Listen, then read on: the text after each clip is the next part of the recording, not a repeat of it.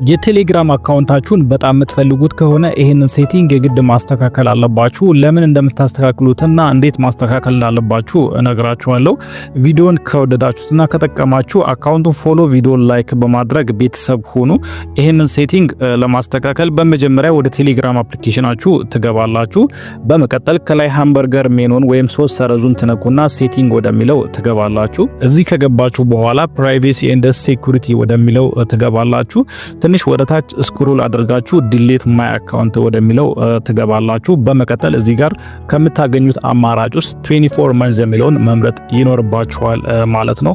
ምክንያቱም ለምሳሌ 1 መንዝ የሚለውን ብትመርጡ ለአንድ ወር ያክል ቴሌግራም ሳትጠቀሙ ወይም ወደ ቴሌግራም ሳትገቡ ብትቆዩ አካውንታችሁ ሰልፍ ዲስትራክት አድርጎ አካውንታችሁን ያጠፋባችኋል ማለት ነው። ስለዚህ ይህ እንዳይፈጠር በተለያየ ምክንያት ለአንድ ወር፣ ለ2 ወር፣ ለ3 ወር ቴሌግራማችሁ ላይ ላትጠቀሙ ወይም ወደ ቴሌግራማችሁ ላትገቡ ስለምትችሉ በዛ ሰዓት ደግሞ አካውንታችሁን ራሱ ሰልፍ ዲስትራክት እንዳያደርግባችሁ ይሄንን ሴቲንግ ማስተካከል አለባችሁ። ማክሲመም 24 መንዝ የሚለውን ደግሞ መጠቀማችሁን መርሳት የለባችሁም።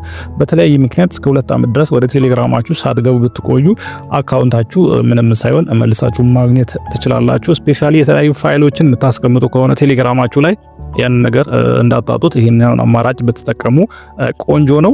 ቪዲዮን ከተመቻችሁና ከወደዳችሁት ቪዲዮን ላይክ፣ አካውንቱን ፎሎ በማድረግ ቤተሰብ ሁኑ። እንደዚሁም አንድ ቀን ሊጠቅማችሁ ስለሚችል ፌቨራይት ላይ አድርጉት።